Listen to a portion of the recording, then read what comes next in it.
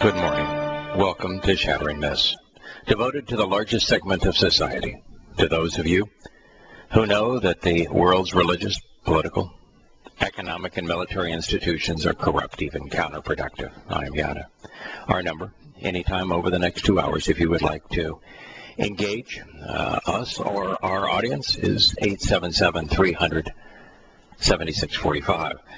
But melancholy this morning, this program and the one that we're going to record immediately thereafter for tomorrow, so that there's a new program for tomorrow. Larry and Scott are working together to provide a program for you for Monday.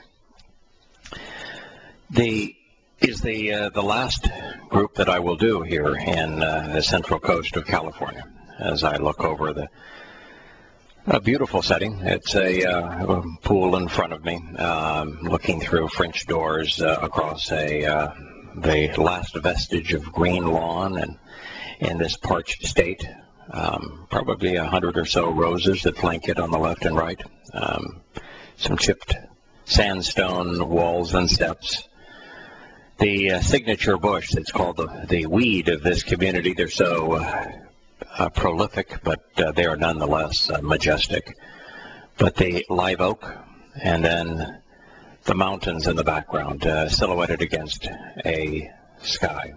On the west coast, of course, the sun is just now beginning to creep above them, and we have the long shadows, and the contrasts are indeed beautiful. The light literally plays and dances across the long horizon as I look out the window and broadcast this program. And it's been my great pleasure to sit here and speak with you and share these insights over these many years from this beautiful place.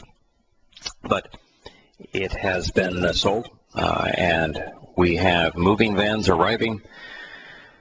In fact, they will arrive as we continue towards the end of the second hour this morning, and they will be here as we record the show for tomorrow. I just hope that they don't move me and my desk as we are broadcasting the show. So it's a mixed feeling here. I am sorry to lose this beautiful place, but we are delighted to leave all of the craziness that is California. It's politically, environmentally, California has got to be as screwed up as any place in the world. It is a beautiful place in terms of what created for us here, but man has certainly made a mess of it. And it's also with a big smile, in the sense that we are going to be under one roof. We're headed back to Virginia, to our farm there, and en route, we're hopeful to be able to resolve the challenges that have arisen regarding a home that we're trying to buy in Ohio, so that we can be close to our eldest son and his wife, our daughter-in-law, as they bring their first child into their home. So it's grandparents that we're about to become, and that is one of the principal reasons for the move, in addition to the fact that it got worrisome being bi-coastal, with us trying to take care of two different homes. And we only bought this home to support our children in the first place, and both of them are gone. They both continued their education on the West Coast, and we wanted to continue to support them and be part of their lives, which is why we bought it.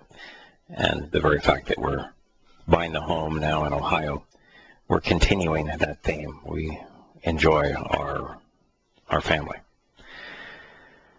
Enough about me. I will share now, turn to the news. I began this story several days ago and didn't get very far into it, and I'd like to continue with it, because there's a lot of unique insights into the difficulty that people have trying to understand why someone would want to leave a Western country like Australia join the Islamic State, why they could view the Islamic State as a godly institution when its behavior is so repulsive.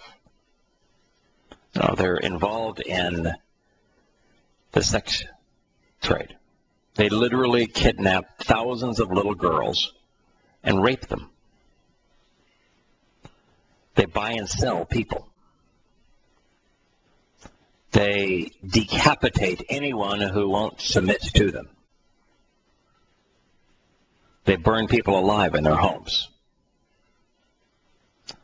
They will destroy anything that is associated with the other branch of Islam, Shia Islam, including Shia Muslims, their women and their children.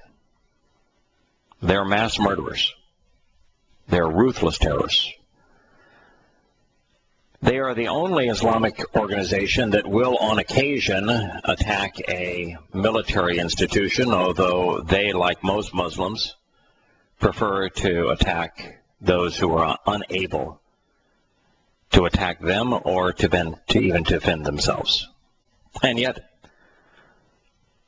Muslims around the world will join them as if their cause matters, as if they were godly, as if they were doing something just with all of this heinous, destructive, repulsive, egregious behavior. And so what is it about the religion of Islam that so corrupts an individual that what is arguably the single most perverted organization on planet Earth today, the Islamic State, is viewed as a cause for good by Muslims? And it's a really important question to know. How is it that somebody can be so twisted, so upside down, so confused that they would wish to do this? And in this particular case, this young man chose to be a suicide bomber. He chose not only to be a suicide bomber, to take his own life, but to do so murdering and maiming others. And not just any others. No. Other Muslims. And what you'll find is that they will justify their desire to maim and mutilate Muslims based upon this notion that America in particular is murdering Muslims.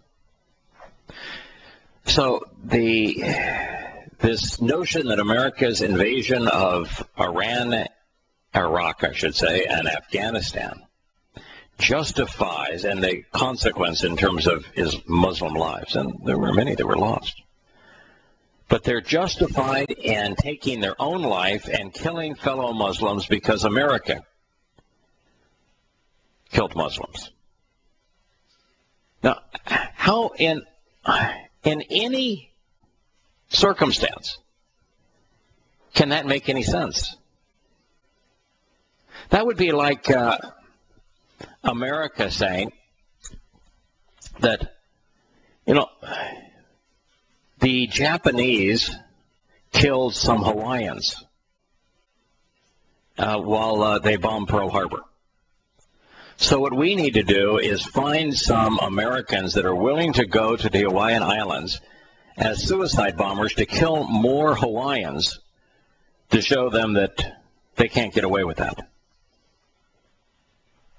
But nonetheless, that is what they are doing. So CNN reports a teenage Australian jihadist, having carried out a Islamic State suicide attack, developed his hatred for the West over the Afghanistan and Iraq wars. Now, this is something that back 15 years ago, 14 years ago, I said would happen. I used Vietnam as the parallel. And this is not something that was kept secret that I'm saying, oh, yeah, now I can go back and say I did this, that, and the other thing. No, I did 3,000 hours of talk radio.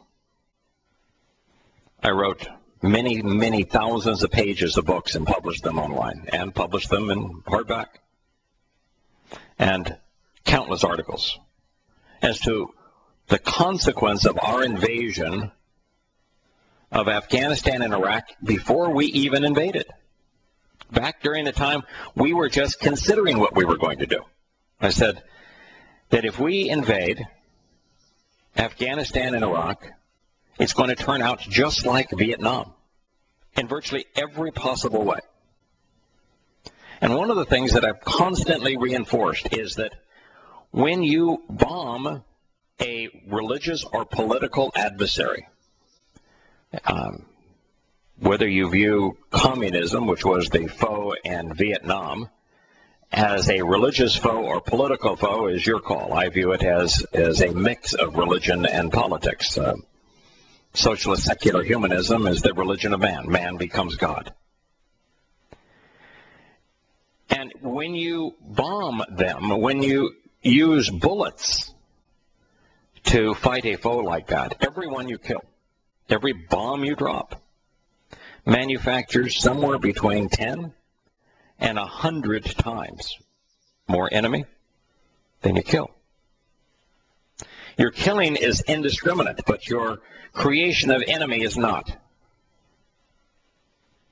And I said, in Vietnam, the North Vietnamese would simply point to the sky in villages along the south and say, whose insignias are on those airplanes that are dropping chemical agents, Agent Orange, who are dropping napalm that is designed to stick to your skin and cause excruciating death? Who is dropping the explosive incendiary bombs? Who is scraping you with Gatling guns? What is the appearance of the flag on those airplanes and of those troops and those tanks and those helicopters that are destroying your homes, that are destroying your farms, that are killing your family? They pointed to the sky. And with every bomber, with every helicopter, we manufactured more enemy than we killed. The same is true in Iraq and Afghanistan. This particular young man from Australia that joined the Islamic State and blew himself up as a suicide bomber justified what he did based upon America's invasion of Afghanistan and Iraq. And that was the consequence. It's what happened in Vietnam, and even before we invaded those countries, I predicted that's what would happen when we invaded them, that we would manufacture vastly more Islamic terrorists than we killed. And therefore, the invasions of Afghanistan and Iraq, I told everyone who would listen, would be counterproductive. We would squander great treasure, bankrupt the country, and it turned out to be $4 trillion worth of squandering. And we would spill lots of blood. I had no idea we'd spill as much blood as we did. As a direct result of our invasions of both countries, well over 1 million people are dead. It's probably now in the range of 1.5 million. They're dead that would not be dead had we not invaded Afghanistan and Iraq and caused now the civil war between Shias and Sunnis that has spread throughout the Middle East. 1.5 million lives lost as a direct result of a counterproductive move by the United States of America. And there's no one in the United States who has ever apologized for that. And we not only lost 7,000 American troops and another 7,000 American personnel supporting them in Afghanistan and Iraq, and I think those lives matter too.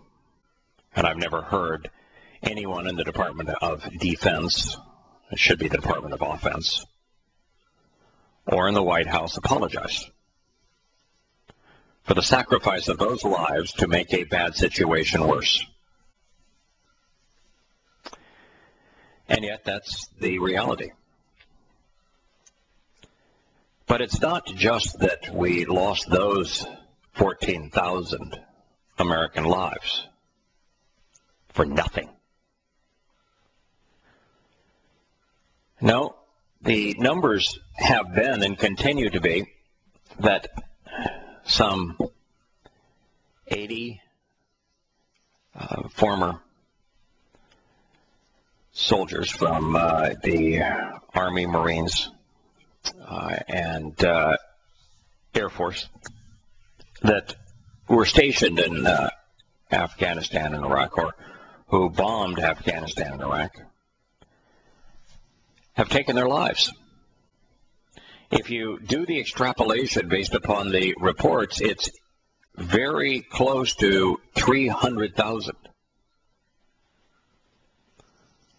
Americans who were exposed to the stupidity of what we did militarily, who took their lives. They could not handle it. In addition to those 300,000 Americans who took their lives as a result, it's a direct consequence of the stupidity of our invasion of Afghanistan and Iraq.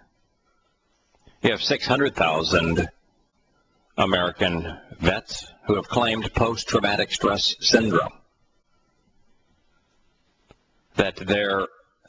And the syndrome is not the kind that we would attribute to Vietnam, where you're witnessing constantly the carnage of your fellow troops, because there weren't many or nearly as many firefights.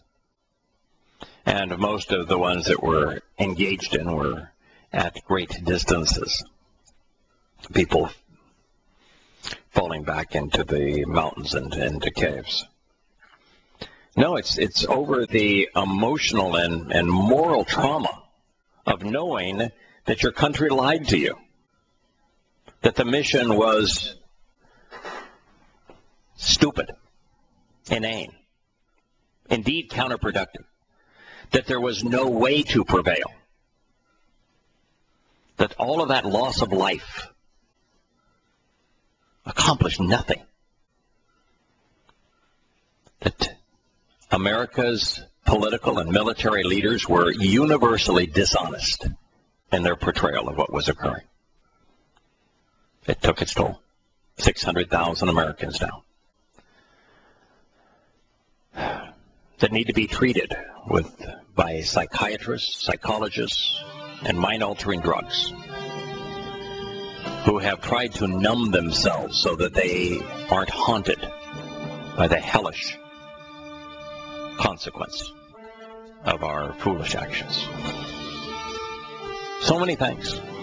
Consequence of these invasions, including the fact that we broke two countries and we exacerbated the problem of terrorism in the process. We'll be back. This young man in Australia, he was a model. He had lots of friends.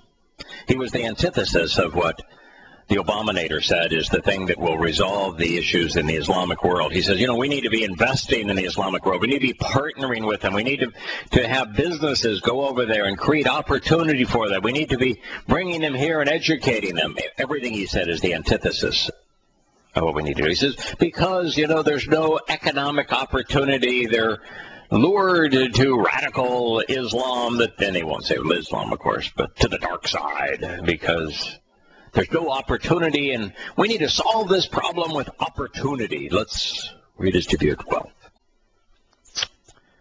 No, he was fluent parents, very well educated, had a good job, had his own apartment, lots of friends.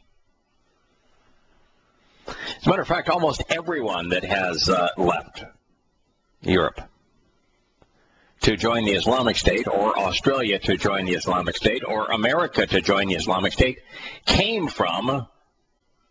left a very fine situation economically, educationally, occupationally.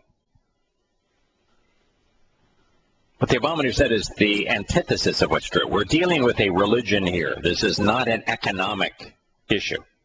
And the only way to resolve the deadly nature of this religion and its tendency to kill and destroy everything it touches is to disassociate with it, to isolate it, not to integrate with it.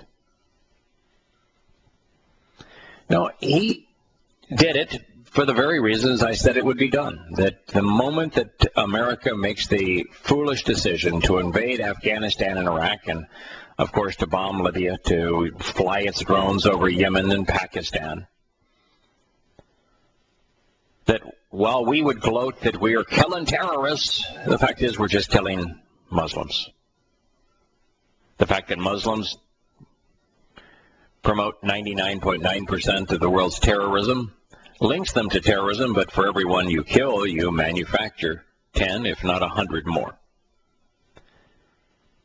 This young man became a suicide bomber as a direct result of America bombing Afghanistan and Iraq. Yeah, I was just going to say that I know that they have a huge hand in terrorism, but I think there's a new, bigger player involved. I think we are. I think the United States is the biggest terrorist in the world. Yeah, when you look at drones, for example, and you consider that drones rain terror from the sky by remote control, killing people who are almost universally defenseless. They don't have a means to shoot down the drone. They aren't armed at the time that the drone strikes them. They aren't threatening any American at the time the drone strikes them.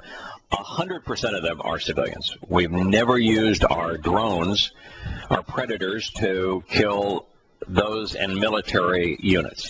So we're only killing the most religious civilians, and we're doing so in the most cowardly possible way to inflict the greatest amount of trauma and terror.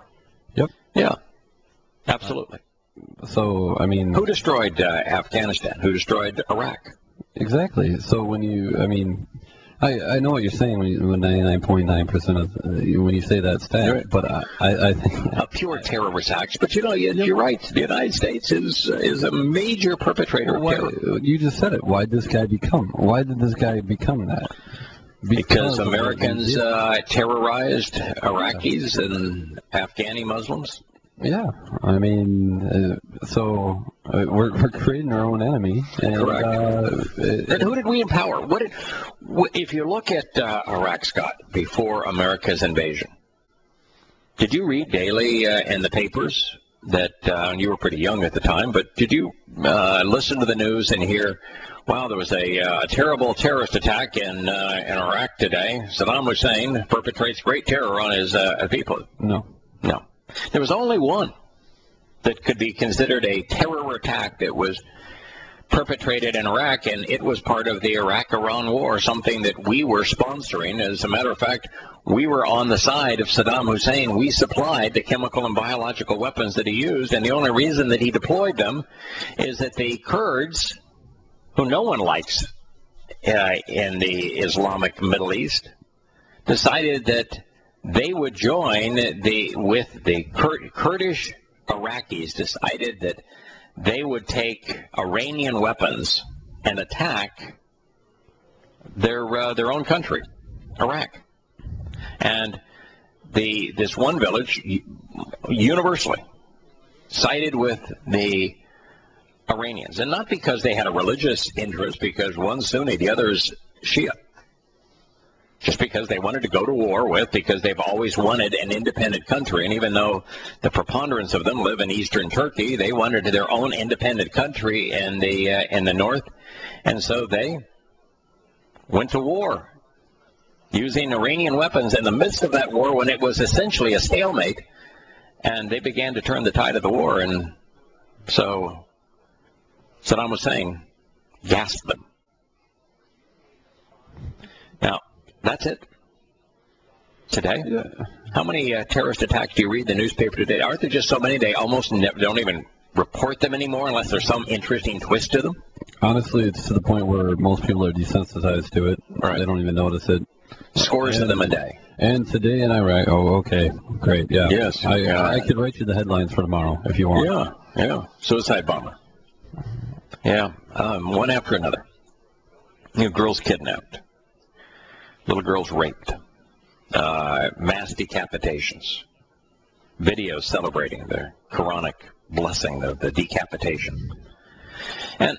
And to be fair, yeah. I'm a firm believer that if you don't move to stop that, you're condoning. So, I don't have any desire for America to stop Islamic terrorism. No. If Muslims want to do what they're doing in Iraq and Syria today, well, the only thing that I would say is, had we not deposed Saddam Hussein, then Islamic terrorism in Iraq and in Syria would be nil. And so we ought not have gone in to those countries and started with our bombers, because if our purpose was to fight Islamic terrorism, all we did is exacerbate it. We made it 1,000,000 times worse than it was. But the bottom line is, had we done the right thing, which is to quarantine Islam, to disassociate from Islam, and if they want to go off and kill one another, so long as we're not providing the weapons or the motivation, what is that to us? Fair enough. Yeah, I know what you're saying. And, I mean, the point is that the country I live in does provide the weapons. They provide and the weapons and the incentive. Provide the incentive. Right. We created the motive. We created the means, and we are responsible. I can guarantee you, whoever we are helping right now, 3 years from now, will be fighting us. Oh, whoever we are helping right now, 3 years from now, on both sides, everyone that we're providing weapons to would prefer to kill us with those very weapons than they would kill their religious counterpart. Every single one of them. Oh yeah, we're manufacturing. It used to be like with Saddam Hussein. We partnered with him for decades, armed him and partnered with him for decades. And then we went to war against him. With Al-Qaeda and the Taliban, we partnered with them for decades, and then we went to war against them. With Stalin and with Russia, we partnered with him for a decade or so, and then we later went to war against him. With Mao Zedong, we partnered with him and then went to war against him in Korea. It used to be that we partnered militarily with individuals, empowered them. They became draconian because we picked our friends poorly, and then we went to war against them some years later. Today, with the war in Iraq and in Syria, we're simultaneous. You know, we're providing weapons to the very people that we're bombing. I mean, we're doing it at exactly the same time. And I mean, I think part of that's what's so insane about this. I think part of that, though, is like I've said it before. If they don't have a boogeyman that they can point to and make people believe that this person is actually, they get people to buy into it and believe that this person's a threat, then people are going to start to look at the money that we spend on the military and say, well, wait, we don't need that. And they have so much money tied into it. Right. That, why do you think that NATO and the United States worked with the thugs that used all manner of weapons, including Molotov cocktails, to bring down the popularly elected government of the Ukraine? Why do you think that the NATO countries supplied now $50 billion in military and other aid to the Ukraine? It was without the fight in the Ukraine, NATO doesn't have a purpose. So we reenacted the Cold War with Russia just so we could justify the U.S. military and NATO. Otherwise, it had no purpose. Yeah. Exactly right. You know, Lindsey Graham, when he was all but announcing his bid to run for president, said, you know, the big impetus of his presidency, if elected, will be the Reagan doctrine of building a massive military to confront radical Islam. I mean, what didn't he learn about making a bad situation worse and engaging with them in Pakistan, in Yemen, in Syria, in Iraq, in Libya, in Nigeria, and on it goes, and Somalia? Which of those situations did America's military intervention make a positive difference? And which of them did we make a hellacious difference? You know, it's as if we have, as a nation politically, lost our ability militarily to think rationally. As if even the immediate past, even our present, is unknown to us. And we've lost the ability to understand cause and consequence. But yet, that's where we find ourselves. Scott is the furthest from a warmonger, the furthest on the planet from a thief. But during the break, as you were describing the stupidity of the way we deploy our military, where we go in, we depose the leadership of a country, we bomb them back to the Stone Age, and then we leave after having squandered great amounts of blood and coin. You said, you know, if you're going to have a military and you're going to invade, that's probably not the right way to go about it. But if you're going to be a warmonger, be a warmonger. Be Genghis Khan, not David Khan. You know? Yeah, really. If you're going to be it, then be it. Don't tie a bow around it, say you're fighting for freedom or anything like that. Just go the way of the Spartan. We're fighting because we like to fight. That's what we do. Yeah, and we're going to enslave you, so that that's why we fight. And now, we're going to rob you. We're going to be like the Muslims. We're going to be like Tamerlane. We're doing stuff now. We're not. We don't even have to. If we want, we don't ever have to lose another American life in war. We'll just hit you with drones. There you go. Yeah, I mean, you know, first you got several issues. One is that what America is doing, which is just mind-boggling, stupid, counterproductive, to spend all this enormous money using a military that is consistently making bad things worse, and America vastly more vulnerable, all while pretending that they're protecting us and providing for our liberty. I mean, you couldn't be any dumber than that. And while economically you are correct that the barbarians of the past were that was their economics.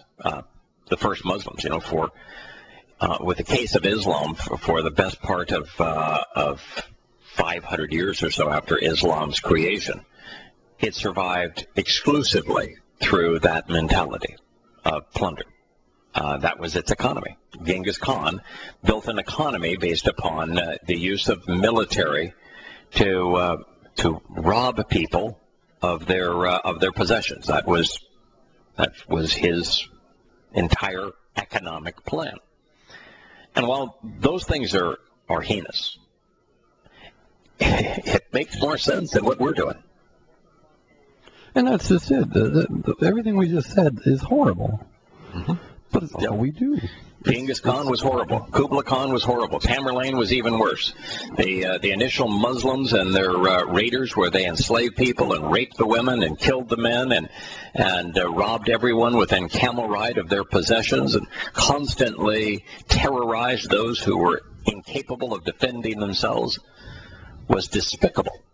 But is it as bad as what we do as Americans, where we go in on these trumped up illusions and false notions that we're country building? We go in and we break the country, and then after squandering enormous amounts of wealth and blood, we just leave? We live in a country that has no clue what peace is. In our entire existence, all we've ever done is been at war. There's been very few times. The first 400 years of America's existence as not as a nation, but from the time that the first European Christians came over here. From that time in the 17th century to today, in the first 400 years, We engaged in 101 wars. That's one war every 4 years. And now they've figured that they found a loophole. Well, we didn't declare war. It's just a military action. Yeah, it's a military action. Well, that sounds a lot like war. Yeah, what is the definition of a military? It wasn't Iraq's our invasion of Iraq enduring freedom. Yeah. Well, Afghanistan, one of the two, enduring freedom. Oh, and we then on the military side, that was the political side. On the military side, we called it Desert Storm. Yeah, it's a hell of a storm. We've been at war so much that it's now, it's again, we're warmongers. We call raining hell from the sky shock and awe. And we're so proud of ourselves. We all watched it. We were just, look how mighty America is. Warmongers. And we're not even good at it. Without a conscience anymore. We're not even good at it. We're not even good at it. No. We're like, if there was a history book written about us, we'd be the laughing stock of warmongers. As you use the illustration, if what you have is a hammer, every problem looks like a nail. If you have a bomber, everybody looks like every city, every community looks like a target. If you have a gun, everyone is your enemy. That is what we've become. We have ill-conceived weapons that we're deploying, consistently making bad situations worse for everyone.